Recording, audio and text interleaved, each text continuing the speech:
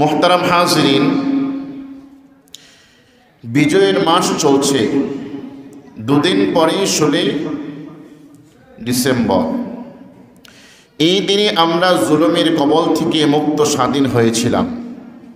অবশ্যই এই বিজয় আর স্বাধীনতা নির্ভর করেছিল 200 বছরের ইংরেজ বেনিয়াদের বিরোধী আজাদি আন্দোলনের উপর। মোহতারাম হাজরিন, আর সে আজাদি আন্দোলন ও সাম্রাজ্যবাদী ইংরেজদের গোলামীর জিঞ্জির থেকে উপমহাদেশকে মুক্ত করার জন্য আলেম সমাজের কুরবানি, সংগ্রাম ও আত্মত্যাগ ইতিহাসের এক অবিস্মরণীয় অধ্যায়। মোহতারাম হাজরিন, আজাদির এই মুক্তি সংগ্রাম ও জিহাদের নেতৃত্ব দিয়েছিল আলেম সমাজ। তাই ইংরেজদের নির্যাতন আর নিপীড়নের লক্ষ্যবস্তুকে পরিণত হন তারা। হাজার হাজার আলেমকে ইংরেজরা নির্বিচারে হত্যা করেছে, ফাঁসির কাস্টে ঝুলিয়েছে, বুলেটের আঘাতে তাদের বুক ঝাঁঝরা করে দিয়েছে। কারাগারের অন্ধকারে প্রকোষ্ঠে ও জনমানব শূন্য দ্বীপান্তরে তাদেরকে বন্দী করে রাখা হয়েছে। মোহতারাম হাজরিন, কিন্তু এত কিছুর পর ব্রিটিশ বিনিয়াদের শেষ রক্ষা হয়নি। লেজ গুটিয়ে পালিয়ে যেতে বাধ্য হয়েছে। এভাবে পরবর্তীতে পাকিস্তান এবং সেখান থেকে বাংলাদেশের জন্ম হয়। যেহেতু বিজয়ের মাস চলমান, তাই আজকের আলোচনা আমরা উপমহাদেশ ও আমাদের দেশের বিজয় অর্জনে আলেম সমাজের ভূমিকা কি সেই সম্পর্কে আজ আমরা বিস্তারিত জানব ইনশাআল্লাহ। মোহতারাম হাজরিন, ভারতবর্ষে মুসলিম শাসন এই পৃথিবীর অন্যতম হচ্ছে ভারতবর্ষ। এই ভারতবর্ষ বর্তমান যে কয়েকটা দেশে বিভক্ত, আজ থেকে 100 বছর আগে কিন্তু এত বিভক্ত ছিল না, দেশের ভিন্নতা ছিল না, একটি রাষ্ট্র ছিল যাকে ভারতবর্ষ বলা হতো। এই ভারতবর্ষে মুসলমানরা কিভাবে প্রবেশ করে? মোহতারাম হাজরিন, 622 খ্রিস্টাব্দ 622 খ্রিস্টাব্দে মদিনায় রাসূলুল্লাহ সাল্লাল্লাহু আলাইহি ওয়াসাল্লাম কর্তৃক ইসলামী খেলাফত প্রতিষ্ঠার মাত্র 1 শতাব্দীর মধ্যেই মুসলিমগণ পশ্চিম এশিয়া, ইউরোপ, আমেরিকা, স্পেন এবং বিশ্বের দিক দিগন্ত থেকে বিভিন্ন প্রান্তে ইসলামের বাণী ছড়িয়ে যায়। সাহাবাই কেরাম ইসলামের দাওয়াত পেশ করে, যার ফলে মুহাম্মদ বিন কাসিমের সিন্ধু বিজয়ের মধ্য দিয়ে ভারতবর্ষে ইতিহাসের এক সোনালী অধ্যায় শুরু হয়। ভারতবর্ষে সর্বপ্রথম মুহাম্মদ বিন কাসিম সুদূর ইরান থেকে এক মুসলিম নির্যাতিতা, ধর্ষিতা নারীর চিঠি যখন তিনি পান, তিনি কয়েকজন সৈন্য নিয়ে 17 বছরের যুবক মুহাম্মদ বিন কাসিম রহিমাহুল্লাহ তাআলা ভারতবর্ষে তিনি রাজা দাহিরির বিরুদ্ধে যুদ্ধ করে এবং বিজয় অর্জন করে এবং ইসলামের পতাকা উড্ডীন করে, বলেন সুবহানাল্লাহ। যার ফলে ভারতবর্ষে আস্তে আস্তে মুসলমানদের কবজায় চলে আসে। তারপর থেকে এই ভারতবর্ষ একটানা 750 বছর মুসলমানগণ এই উপমহাদেশ পরিচালনা করেন। সুবহানাল্লাহ। মুহতারাম হাজরিন, এভাবেই এই ভারতবর্ষে ইসলামের পতাকা উড্ডীন হয়। এবার আসুন ভারতবর্ষে ব্রিটিশ বিনিয়াদের বিষাক্ত সুবল সুজলা সুফলা শস্য শ্যামলা প্রাকৃতিক সৌন্দর্যের লীলাভূমি হচ্ছে এই উপমহাদেশ।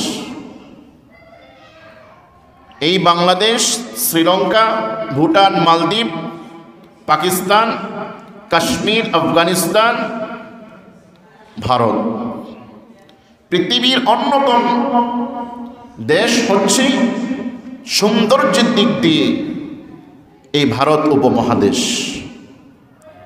যখন এই সৌন্দর্য এবং প্রাকৃতিক লীলাভূমির সে ব্রিটিশ লাল কুকুরেরা দেখল, তখন এই দেশে কিভাবে তারা দেশের মধ্যে উচ্ছৃঙ্খলা বিশৃঙ্খলা সৃষ্টি করতে পারে, সেই পায়তারা তারা শুরু করে। তখন এই উপমহাদেশে ব্রিটিশরা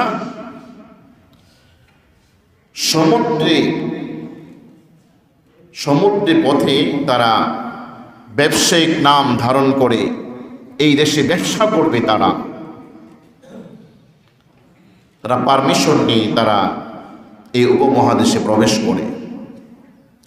মোহতারাম হাজিরিন, প্রথমে তারা ইস্ট ইন্ডিয়া কোম্পানির ছদ্মবেশ নাম ধারণ করে ব্যবসার নামে ছলে বলে কৌশলে ভারতবর্ষে আগমন করে।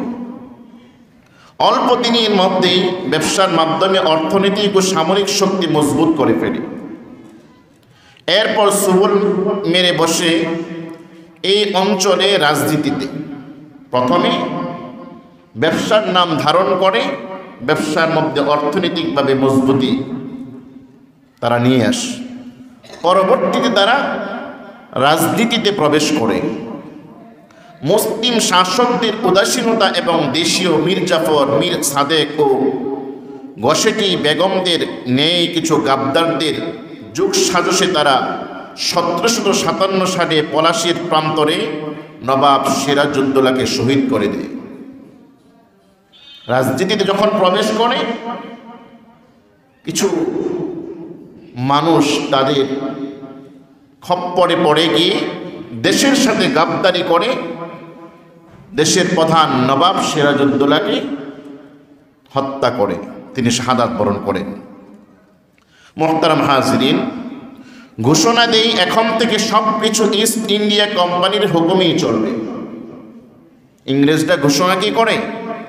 ইস্ট ইন্ডিয়া কোম্পানির হুকুমেই দেশ পরিচালিত হবে। ক্ষমতা দখলের পর এদেশের মানুষের উপর চালায় তারা নির্যাতন, স্টিমুলা। ক্ষমতায় তারা চলে আসলো। ফলে কি হলো? যারা তাদের কথাকে, তাদের আদেশকে না মানে তাদের উপর চলে স্টিম রোলার, নির্যাতনের স্টিম রোলার। কত প্রকার নির্যাতন! শুধু তাই নয়, শুরু করে অর্থ সম্পদ লুণ্ঠন ও দস্যুবৃত্তি, মানুষকে নির্যাতন নিপীড়নের মানসিক সমস্ত সীমারেখা অতিক্রম করে ফেলে। তাদের অমানবিক নির্যাতন মধ্যযুগের মঙ্গোলিয়াদের বর্বরতাকে হার মানায়। মোহতারাম হাজিরিন, এদেশের শিক্ষা, সংস্কৃতি, তাহসিব, তামাদ্দুনের উপর তারা আগ্রাসী তৎপরতা চালায়। একে একে দ্বীনি মাদ্রাসাগুলোকে ঘুরিয়ে দেয়। শুধুমাত্র বাংলা, বিহার ও উড়িষ্যায় 12,000-এর অধিক মাদ্রাসা ছিল। বাংলা, বিহার এবং উড়িষ্যা অঞ্চলের মধ্যে আজ থেকে 300 বছর পূর্বে 12,000 মাদ্রাসা শিক্ষা ব্যবস্থা ছিল। আর এই উপমহাদেশে তৎকালীন শিক্ষা ব্যবস্থা বলতে একটাই শিক্ষা, সেটা হচ্ছে ইসলামী শিক্ষা, মাদ্রাসা শিক্ষা। এই শিক্ষা ব্যবস্থার মধ্যে হিন্দু, বৌদ্ধ অন্যান্য ধর্মের মানুষরা শিক্ষা অর্জন করত।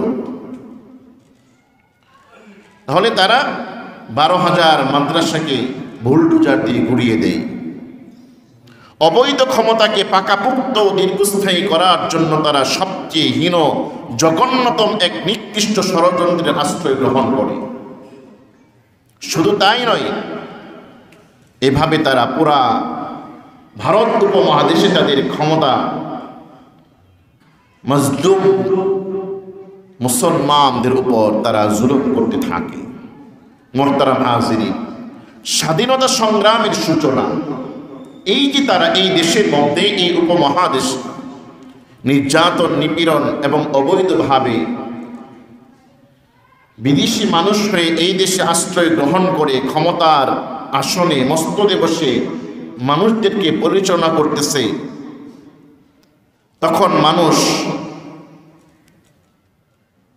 একদল মানুষ তাদের বিরুদ্ধে ষড়যন্ত্র করে তাদেরকে কিভাবে ক্ষমতাচ্যুত করা যায়।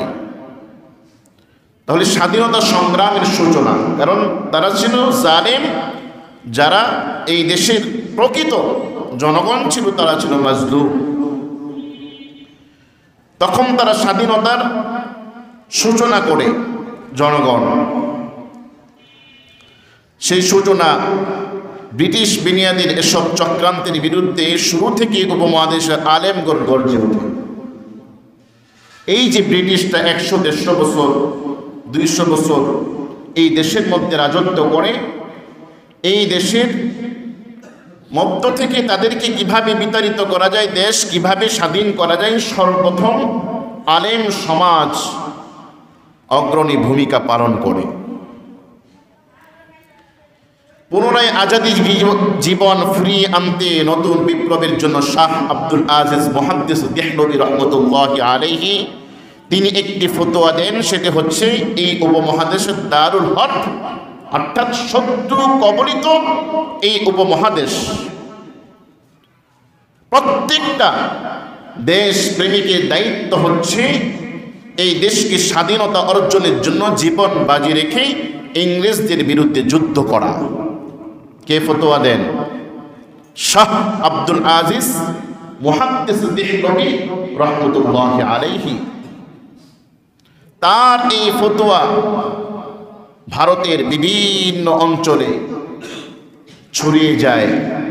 যারা প্রকৃতপক্ষে দেশ প্রেমিক ছিল, তারা দেশের জন্য, স্বাধীনতা অর্জনের জন্য ছোট ছোট দল, বড় বড় দল, এভাবে তারা বিভিন্ন অঞ্চলে স্বাধীনতা অর্জনের জন্য ব্রিটিশদের বিরুদ্ধে যুদ্ধ করার জন্য তারা প্রস্তুতি গ্রহণ করে। মুহতারাম হাজরিন, বালাকোট এর রণাঙ্গন, বালাকোট একটি অঞ্চল, একটি ময়দান। শাহ সাহেবের উদাত্ত আহ্বানে সাড়া দিয়ে আজাদি আন্দোলনে ঝাঁপিয়ে পড়েন সৈয়দ আহমদ শহীদ, ইসমাইল শহীদ, আব্দুল হাই রাহিমাহুল্লাহ তাআলা আজমাইনগণ, সবাই আলেম। সারা ভারতবর্ষ সফর করে জনমত তৈরি করে মুজাহিদদেরকে সংগঠিত ও প্রশিক্ষণ জনশক্তি হিসাবে গড়ে তোলেন। এমনকি তাদের ডাকে সাড়া দিয়ে অনেক মুসলিমরাও এই আজাদি আন্দোলনে শরীক হন। তাহলে প্রথমে ডাক দিয়েছেন স্বাধীনতার জন্য কারা? আলেম সমাজ। অগ্রণী ভূমিকা তারা পালন করেছে এবং তাদের সাথে যারা মুসলমান ছিল তারা তাদের দলের সাথে অংশগ্রহণ করে। ইস্ট ইন্ডিয়া এই আজাদি আন্দোলনকে রুখে দিতে নানান তৎপরতা শুরু করে। ইস্ট ইন্ডিয়া ইংরেজদের ব্যবসায়িক প্রতিষ্ঠান। ভারতবাসীর মধ্যে কলহ দ্বন্দ্ব সৃষ্টি করে পাঞ্জাবের মহারাজ রঞ্জিত সিংকে নিজেদের দলভুক্ত করে। কে? মুসলমান না হিন্দু? রঞ্জিত সিং কে? মুসলমান না হিন্দু? স্বাধীনতার ডাক দিয়েছে মুসলমান। সাধারণ মুসলমান আলেম সমাজদের সাথে একত্রিত হয়েছে। ইস্ট ইন্ডিয়া ব্রিটিশরা আলেম সমাজদের বিরুদ্ধে ঝাঁপিয়ে পড়ার প্রস্তুতি গ্রহণ করার এই পন্থাটা সহজ করার জন্য এই রঞ্জিত সিংকে তারা নিজেদের দলভুক্ত করে। তার নেতৃত্বে মুসলমানদের উপর নির্যাতন চালাতে শুরু করে। কারা? হিন্দু। এই যুদ্ধে মাওলানা নির্যাতন চালাতে শুরু করে শেষ পর্যন্ত বালাকোটের প্রান্তরে 1831 খ্রিস্টাব্দে মুজাহিদ বাহিনীর সাথে তাদের যুদ্ধ হয়। এই যুদ্ধে মাওলানা সৈয়দ আহমদ রহমতুল্লাহ আলাইহি, মাওলানা শাহ ইসমাইল শহীদ রহমতুল্লাহ আলাইহি, মাওলানা আব্দুল হাই সহ নেতৃস্থানীয় উলামায়ে কেরামগণ অংশগ্রহণ করেন এবং তারা শাহাদাত বরণ করেন। মুহতারাম হাজিরিন, যদিও সেদিন তারা বালাকোটের রণাঙ্গনে মুসলমানগণ আলেম সমাজ পরাজয় বরণ করেন, কিন্তু তাদের শহীদি খুন ব্যর্থ হয়নি। তাদের যে রক্ত জমিয়ে পড়েছে এটা ব্যর্থ হয়নি, বরং আজাদি আন্দোলনের যে অগ্নিশিখা এটা পুরা ভারতবর্ষে আরো তীব্র থেকে তীব্র আকার ধারণ করে। মুহতারাম হাজরিন, অতঃপর শামিনীর রণাঙ্গনে বা সিপাহী বিদ্রোহ একটি যুদ্ধ সংঘটিত হয়। ইংরেজদেরকে আলেম সমাজ যেমন কোনোভাবেই গ্রহণ করতে পারছিল না, তেমনি তাদের ধর্মীয় অগ্রাসন, রাজনৈতিক ও সামাজিক নির্যাতন, নিপীড়ন ও স্বেচ্ছাচারী কর্মকাণ্ডে দেশপ্রেমী ও সেনাবাহিনীও খেপে যায়। কাদের বিরুদ্ধে? আলেম সমাজদের বিরুদ্ধে।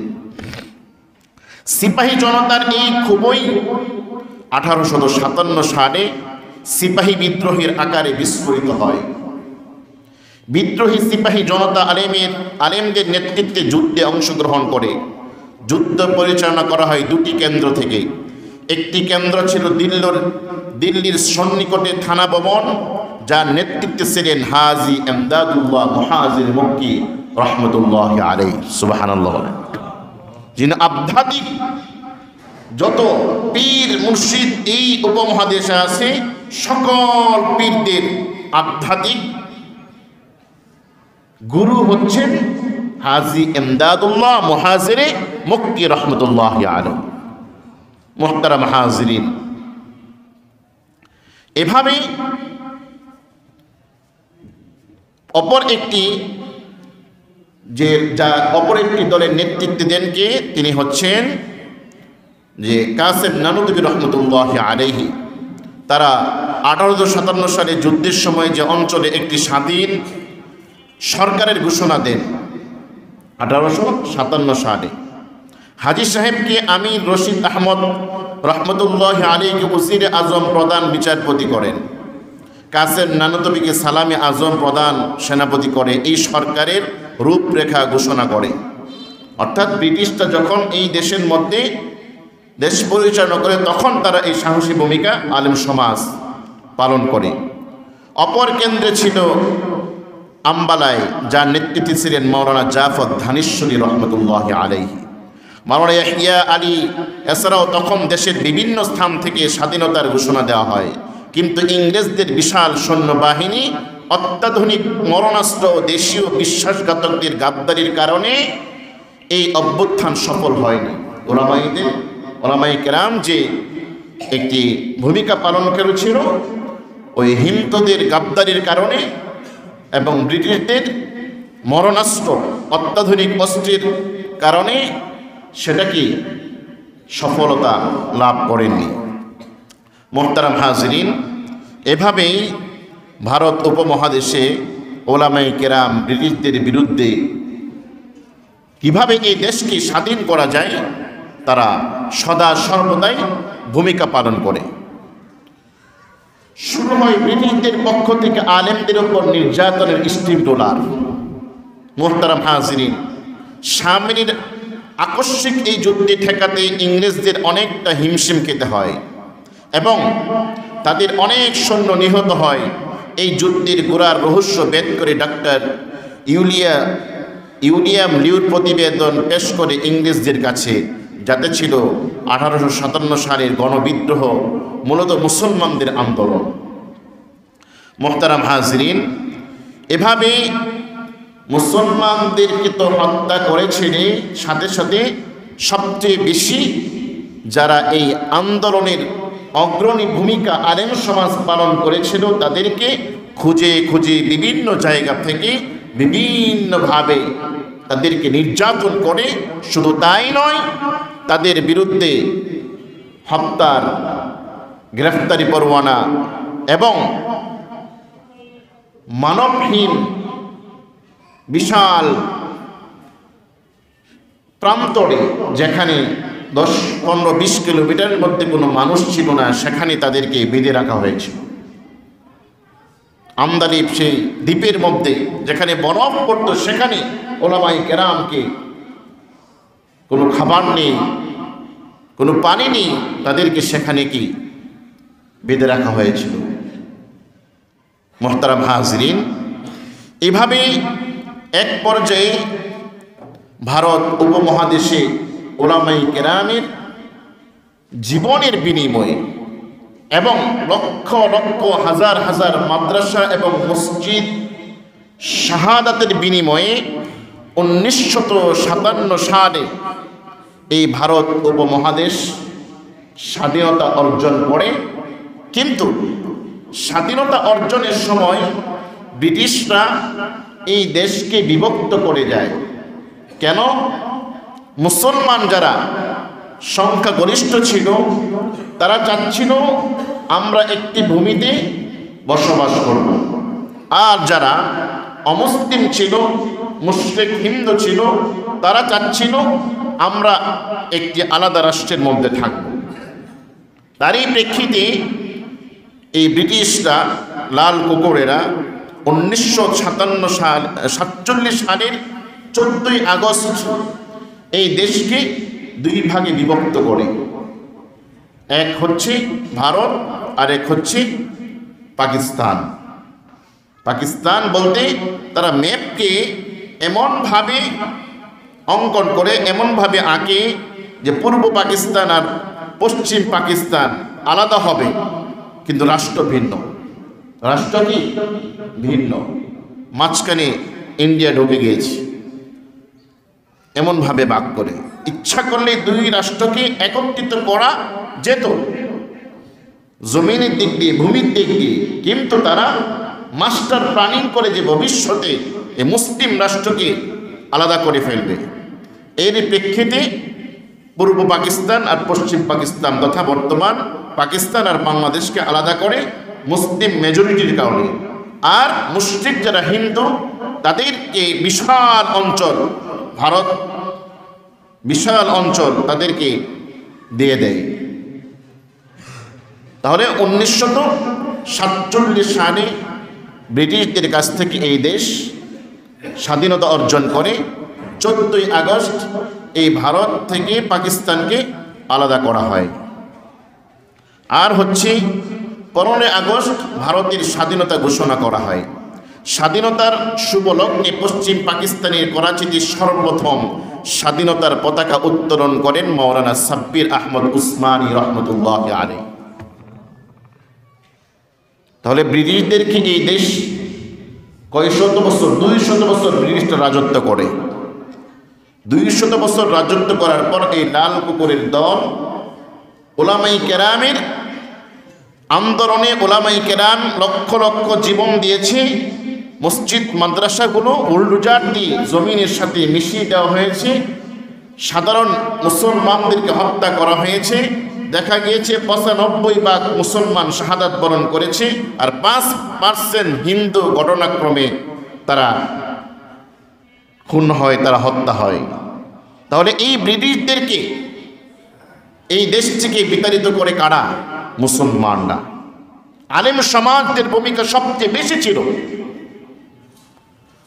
তা সত্ত্বেও ভাগ করার সময় মুসলমানদেরকে 4 ভাগের 1 ভাগ দেওয়া হয়, আর 3 ভাগ এই মুশরিক হিন্দুদেরকে দেওয়া হয় ভূমির ভাগ করার বিবেচনায়।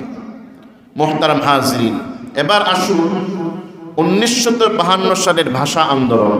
দেশ তো ভাগ হয়ে গিয়েছে, পাকিস্তান, বাংলাদেশ। বাংলাদেশ তো এই সময় ছিল না। আর এই দেশের ভাষা হচ্ছে কি? বাংলা। আর ওই পাকিস্তানের ভাষা হচ্ছে কি? উর্দু। মুসলমান জাতি এক, কিন্তু ভাষা ভিন্ন।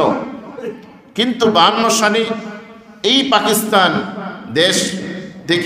দেশ ভূমির দিক দিয়ে আলাদা, এই হিসাবে তারা এই দেশের উপর তারা জুলুম নির্যাতন বিভিন্নভাবে চালানো শুরু করে। ভাষা আল্লাহ রাব্বুল আলামিনের এক মহান দান। এই দেশের মধ্যে তারা তাদের উর্দু ভাষাকে চাপিয়ে দেয় যে এই দেশে ভাষা হবে উর্দু, মাতৃভাষা বাংলা এটা কেউ বলতে পারবে না।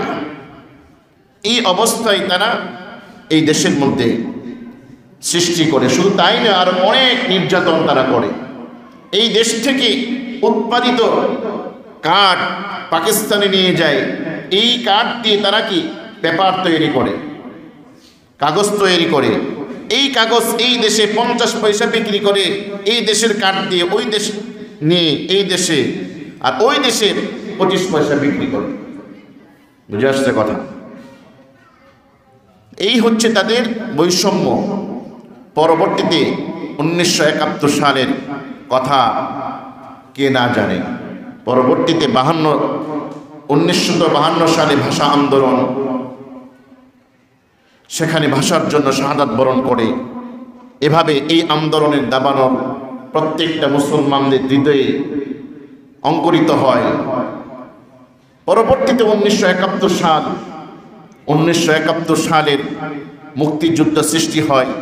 71 সালের স্বাধীনতা সংগ্রাম শুরু হয় মূলত জুলুমবাজির প্রতিবাদ, প্রতিরোধ ও বৈষম্য নিরসনের আন্দোলনের মধ্য দিয়ে। 71 সালের কি এই যে স্বাধীনতার জন্য ঝাঁপিয়ে পড়ে, কেন? পাকিস্তান এই দেশের উপর জুলুম করেছে, বৈষম্য করেছে। দেশ এক, মুসলমান জাতি এক, ভূমির দিক দিয়ে দূরে থাকতে পারে এই দেশ, কিন্তু বৈষম্য কেন? এই বৈষম্যের কারণে, জুলুমের কারণে 1971 সালে শেখ মুজিব এবং শহীদ প্রেসিডেন্ট জিয়াউর রহমানের নেতৃত্বে দিলেও এই দেশের উলামায়ে কেরাম তাদের প্রত্যক্ষ পরোক্ষভাবে সমর্থন করে। উলামায়ে কেরাম ব্রিটিশদের কাছ থেকে এই উপমহাদেশ স্বাধীনতা অর্জনের অগ্রণী ভূমিকা পালন করেছিল। আবার 1971 সালে যখন বঙ্গবন্ধু শেখ মুজিবুর রহমান এই দেশের মধ্যে তিনি ঘোষণা দেন, যার কাছে যা আছে তা নিয়ে বেরিয়ে পড়ো, শত্রুর মোকাবেলা করতে হবে, এবং তারই নেতৃত্বে এই দেশের মধ্যে কি স্বাধীনতার জন্য বিভিন্নভাবে মুক্তিযোদ্ধারা ছড়িয়ে পড়ে, এবং যারা মেজর ছিল, কর্নেল ছিল, তাদের নেতৃত্বে উল্লেখযোগ্য মেজর প্রেসিডেন্ট জিয়াউর রহমান স্বাধীনতার জন্য পাকিস্তানের বিরুদ্ধে ঝাঁপিয়ে পড়ে। এই অবস্থায় উলামায়ে কেরামের কি ভূমিকা ছিল? আমাদের গর্ব, এই অঞ্চলের মুহাম্মদুল্লাহ হাফিজ হুজুর স্পষ্ট ঘোষণা দিয়েছিলেন, এই যুদ্ধ হলো জালেম আর মাজলুমের। তিনি কি ফতোয়া দিয়েছিলেন? এই যুদ্ধ হলো জালেম এবং মাজলুমের। এই ফতোয়া প্রত্যেকটা মুসলমানের যুদ্ধ করার ক্ষেত্রে উৎসাহ উদ্দীপনা অর্জিত হয়। শুধু তাই নয়, 71-এর যুদ্ধে অসংখ্য আলেম সক্রিয়ভাবে অংশগ্রহণ করে, যেমন মুহাম্মদুল্লাহ হাফিজ হুজুর রহমতুল্লাহি আলাইহি, লুৎফুর রহমান বরুণী, কাজী মুতাসিম বিল্লাহ, আল্লামা দানেশ রহিমাহুল্লাহ বিশেষভাবে উল্লেখযোগ্য। শীর্ষ নেতাদের সরাসরি পরামর্শ, পরোক্ষভাবে সাহায্য সহযোগিতা করে তাদের মনোবল দৃঢ়, স্বাধীনতা যুদ্ধে উদ্বুদ্ধ করেছেন তৎকালীন বরেণ্য আলেমগণ। শেখ মুজিব একদিন শাইখুল হাদিস রহমতুল্লাহি আলাইহিকে ধানমন্ডি 32 নম্বরে ডাকেন, দাওয়াত করলেন। রুদ্ধদ্বার বৈঠকে জানতে চাইলেন শেখ মুজিব, আমরা স্বাধীনতার জন্য যে সংগ্রাম করে যাচ্ছি, এই ব্যাপারে ইসলামের দৃষ্টিভঙ্গি কি?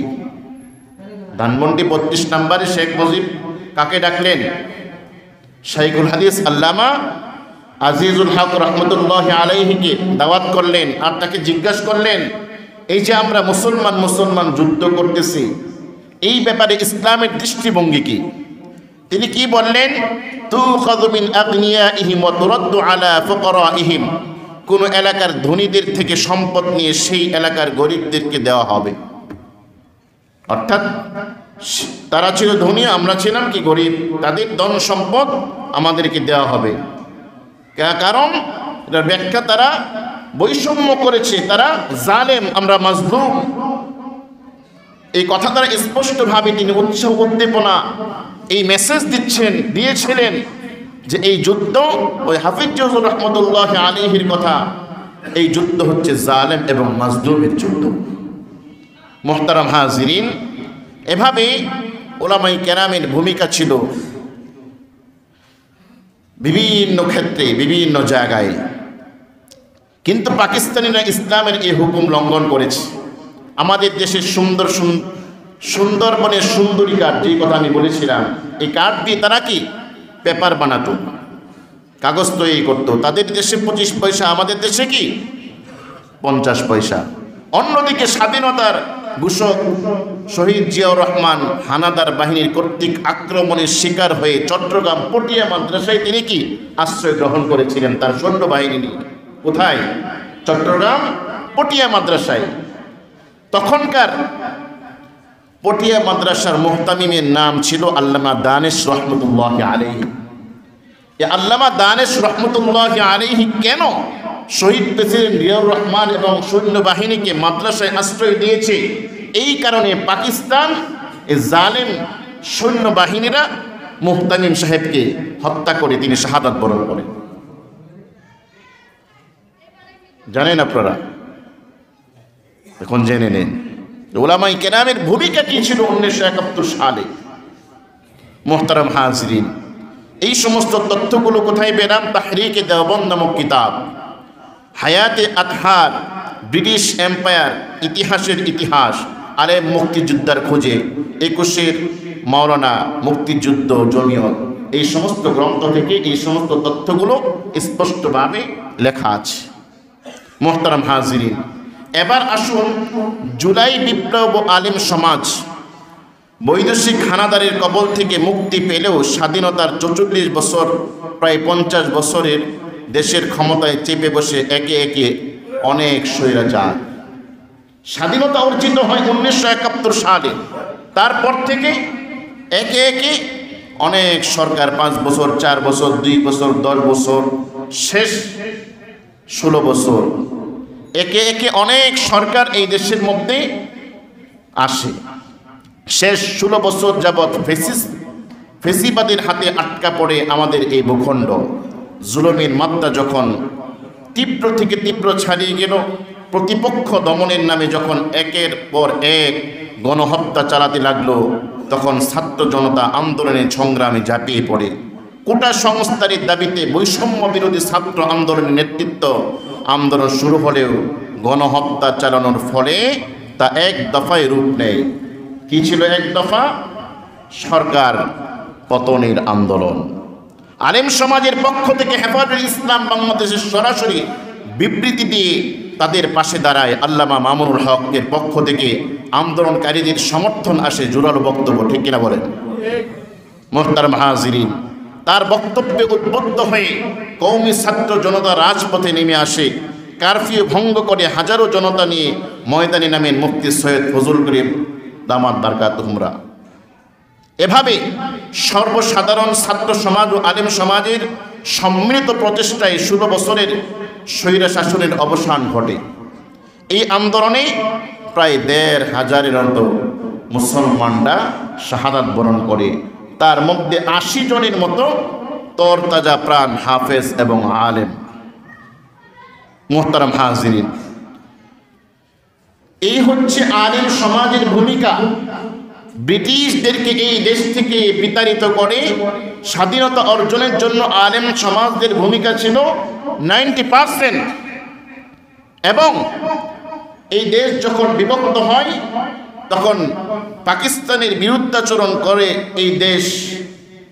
এই দেশের মধ্যেও আলেম সমাজদের ভূমিকা ছিল এবং শাহাদাত বরণ করেছে এমন অনেক আলেম সমাজ রয়েছে। এবং শেষ জুলাই আন্দোলনে 1,500-এর অধিক মুসলমানরা শাহাদাত বরণ করে।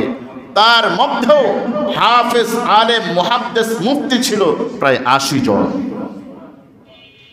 সাধারণ জনগণ বলে আপনারা বলেন, মোল্লার দর মসজিদ পর্যন্ত এই কথার কোনো ভ্যালু আছে?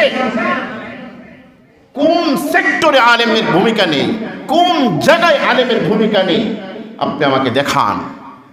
ব্যবসার ক্ষেত্রে বলেন, আলেম যখন ব্যবসা করে আল্লাহ চাহিত 90% ব্যবসায়িক সততার সাথে করার কারণে সে সাকসেসফুল ব্যবসায়ী হয়। যুদ্ধক্ষেত্রে আলেমদের ভূমিকা সবচেয়ে বেশি থাকে। আল্লাহর ওপর তাওয়াক্কুল যখন করে যুদ্ধের ময়দানে নামে আল্লাহ চাহিত সেই বিজয় অর্জন করে। এভাবে প্রত্যেক জায়গায় আলেম, হাফেজ, মুফতি, মুহাদ্দিসদের ভূমিকা রয়েছে।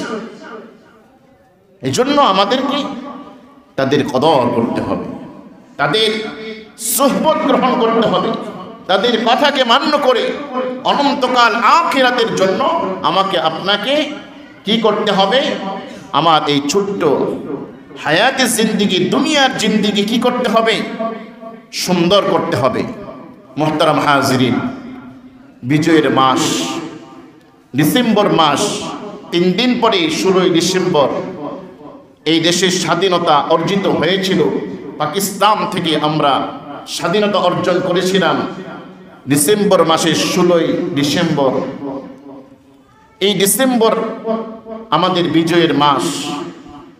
রাসূল পাক সাল্লাল্লাহু আলাইহি ওয়াসাল্লাম তার প্রাণীর মাতৃভূমি মক্কাতুল মুকাররমা বিজয় অর্জন করেছিলেন। সাহাবাই কেরাম সহ তাকে বের করে দিয়েছিল, তারা বাধ্য হয়েছিল অন্য দেশে হিজরত করতে। আল্লাহ রাসূল সাল্লাল্লাহু আলাইহি ওয়াসাল্লাম যখন মক্কাতুল মুকাররমা বিজয় অর্জন করে, তার ভূমিকা কি ছিল? সেই ভূমিকা থেকে আমাদেরকে শিক্ষা অর্জন করে আমরা যেন বিজয়ের উল্লাস করতে পারি, বিজয় উদযাপন করতে পারি, এটাই আমাদেরকে শিক্ষা দেয়। তাহলে একজন মুসলমান যখন তার দেশকে স্বাধীনতা অর্জন করে, স্বাধীনতা সে পায়, তার উচিত কি? তার উচিত কয়েকটা বিষয়। বিজয়ের পর মুসলমানদের কি করণীয়? 1 নম্বর করণীয় হচ্ছে বিজয় আল্লাহ রাব্বুল আলামিনের দান। কার দান? মানুষের পক্ষে কোনোভাবেই সম্ভব না সে নিজের অস্তিত্বের মধ্যে সারা জনম থাকা, নিজের গদির মধ্যে সারা জনম অনন্তকাল থাকা। 16 বছর একটানা ছিল, আল্লাহ রাব্বুল আলামিন তাকে বিতাড়িত করেছে, অত্যন্ত অপমান অপদস্থ করে। এভাবে দেখেন সিরিয়ার প্রেসিডেন্ট, সেও 2 যুগ বাশার আল আসাদ ক্ষমতার মধ্যে ছিল। আল্লাহ রাব্বুল আলামিন তাকেও এই আমাদের দেশের সাবেক ফেসিবাদী সরকারের মতো হেলিকপ্টার দিয়ে সে রাশিয়ায় পলায়ন করেছে। তাহলে বিজয় কার দান? ওয়াতুইজ্জু মান তাশা ওয়াতুযিল্লু মান তাশা বিয়াদিকাল খায়র ইন্নাকা আলা কুল্লি শাইইন কাদির। আল্লাহ যাকে ইচ্ছা তাকে ক্ষমতায় বসান, আর যাকে ইচ্ছা তাকে কি অপদস্থ অপমান করেন। আল্লাহু আকবার বলেন। তাহলে 1 নম্বর করণীয় হচ্ছে বিজয় আল্লাহর দান, এটা বিশ্বাস করা। আমরা নমরুদের পরাজয় দেখিনি, শুনেছি। আমরা ফেরাউনের পরাজয় মরণ দেখিনি, আমরা শুনেছি। আমরা কওমে লূত, কওমে সামুদের ইতিহাস, তাদের পরাজয় আমরা শুনেছি কিন্তু দেখিনি। আমরা আবু জাহেলের মৃত্যু, উতবার মৃত্যু, সাইবার মৃত্যু কথা আমরা কোরআন থেকে হাদিস থেকে শুনতে পেয়েছি কিন্তু দেখিনি। আমরা দেখেছি আমাদের চোখের সামনে ফেসিবাদী কিভাবে 16 বছর রাজত্ব করার পরও আল্লাহ তাকে এই দেশ থেকে অপমান অপদস্থ করে বের করে দিয়েছে। ঠিক কিনা ভাইরা? আমরা দেখেছি বিগত 24 বছর একটানা রাজত্ব করেছে বাশার আল আসাদ। মুসলিময় কয়েকজন মুজাহিদিন কেরাম পুরা দেশকে কিভাবে দখল করেছে, তাকে বিতাড়িত করেছে, সে পালাতে বাধ্য হয়েছে। এগুলো থেকে আমাদের জন্য ইবরত রয়েছে, শিক্ষা রয়েছে। আমাদের অহংকার করার কিচ্ছু নেই। 5 তলা এখন আছে, কালকে নাও থাকতে পারে। কোটি কোটি টাকা আজ আছে, কালকে নাও থাকতে পারে। বিশ্বাস করুন, মানুষকে আল্লাহ রাব্বুল আলামিন ইজ্জত দেয়, সম্মান দেয়, টাকা দেয়, পয়সা দেয় শুধুমাত্র পরীক্ষা করার জন্য, দেখে আমার বান্দা কি করে। তাহলে 1 নম্বর করণীয় হচ্ছে বিজয় আল্লাহ রাব্বুল আলামিনের দান। 2 নম্বর আল্লাহর তাসবিহ ও ইস্তিগফার বেশি বেশি করা। আল্লাহ রাব্বুল আলামিনের এই বিজয় যে আল্লাহর পক্ষ থেকে এসেছে, ইস্তিগফার করা। আল্লাহ রাসূল মক্কা বিজয়ের পর ইস্তিগফার করেছেন, আল্লাহর কাছে ক্ষমা চেয়েছেন, তাসবিহ পাঠ করেছেন, আল্লাহর প্রশংসা করেছেন। মক্কা বিজয়ের পরে 8 রাকাত নামাজ সাহাবাই কেরামকে কাবা ঘরের ভিতরে গিয়ে তিনি প্রবেশ করে শুকরিয়ার নামাজ পড়েছেন। আমরাও পড়েছিলাম 2 রাকাত। ঠিক কিনা ভাইরা? মুহতারাম হাজিরিন, 3 নম্বর করণীয় শুকরিয়ার নামাজ পড়া, আল্লাহ রাসূল যেটা করেছেন। 4 নম্বর রোজা রাখা। বিজয়ের পরে কি রোজা রাখা সম্ভব হলে। 5 নাম্বার বিনয়ী হওয়া, বিশৃঙ্খল না হওয়া।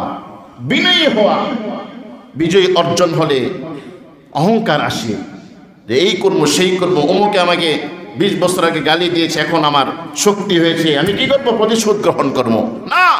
এটা ইসলাম শিক্ষা দেয় না। তোমাকে দিতে পারে, তুমি এখন বিনয়ী হও। মান তাওয়াদা লিল্লাহ ফাকাদ রাফাআহুল্লাহ। বিনয়ী হয়ে আল্লাহ তোমার মর্যাদা আকাশচুম্বী করে দিবেন। সুবহানাল্লাহ বলেন। উশৃঙ্খল না হওয়া, বিশৃঙ্খল না হওয়া, সন্ত্রাসী কার্যকলাপ না করা।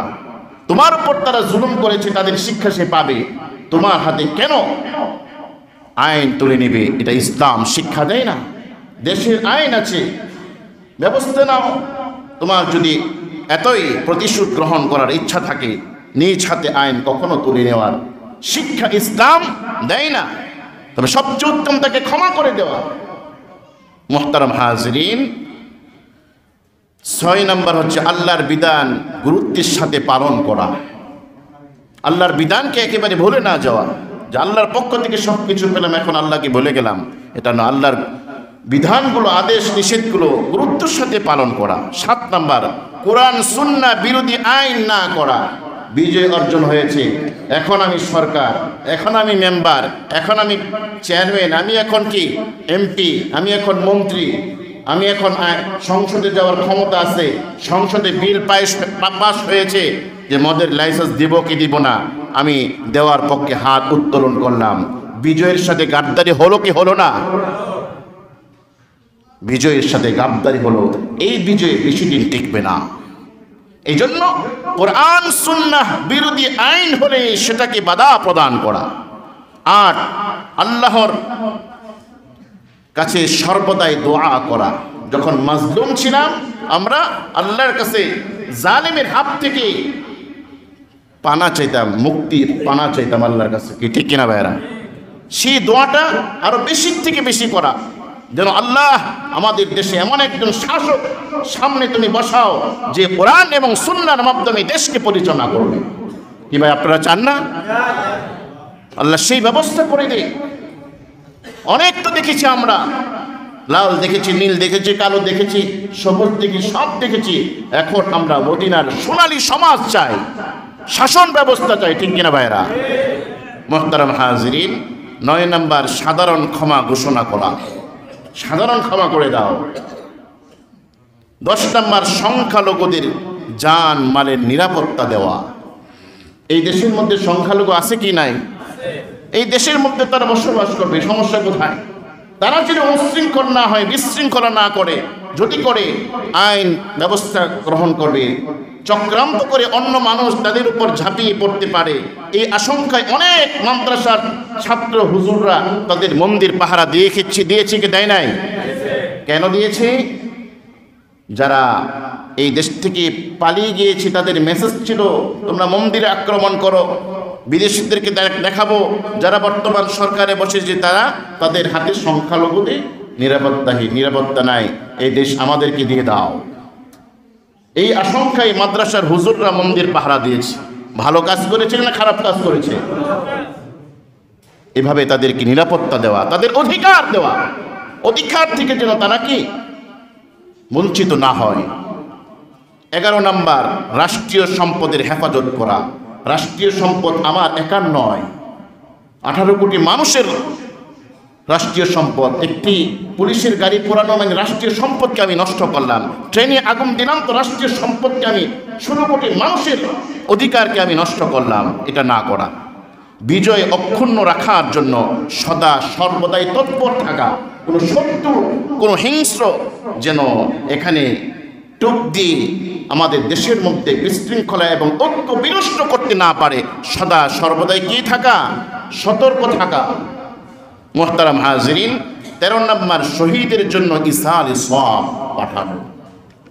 কি বলেছি? যারা 1971 সালে লক্ষ লক্ষ মা বোনদের ইজ্জতের বিনিময়ে আমরা দেশ পেয়েছি, ভাইদের শাহাদাতের বিনিময়ে আমরা এই দেশ পেয়েছি। 1947 সালে ব্রিটিশদেরকে বিতাড়িত করে এই দেশ আমরা পেয়েছি। এবং জুলাই আন্দোলনে যারা শাহাদাত বরণ করেছে তাদের জন্য আমার আপনার করণীয় কি? আমার আপনার করণীয় হচ্ছে তাদের জন্য ইসালে সওয়াব পাঠানো, কিছু আমল করে সদকা করে তাদের আমল নামায় কি সওয়াব পাঠানো। এটা আমার আপনার প্রত্যেকের উপর দায়িত্ব। 16ই ডিসেম্বর আসছে, বিগত 16 বছরেও যদি যেটা হয়েছে এখন যদি সেটা হয়, তাতে আমরা কুকুরের মতো হয়ে গেলাম, আমরা ফেসিবাদের মতো হয়ে গেলাম, আমরা জালেমদের মতো হয়ে গেলাম।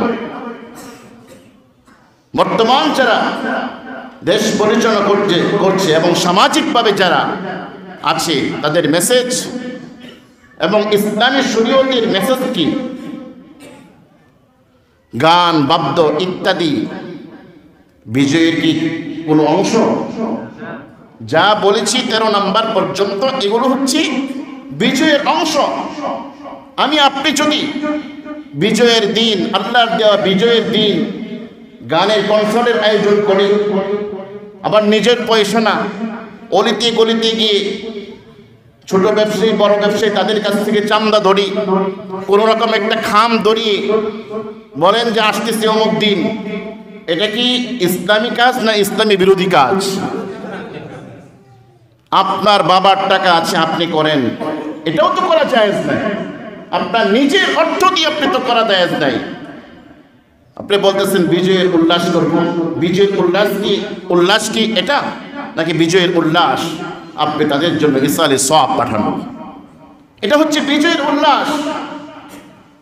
আপনি টাকা অর্থ করে জমায়েত করে মানুষের উপর জুলুম করে আপনি টাকা নেবেন, সেই মানুষটা বলবো আগেই তো ভালো ছিল, এভাবে বলবে না?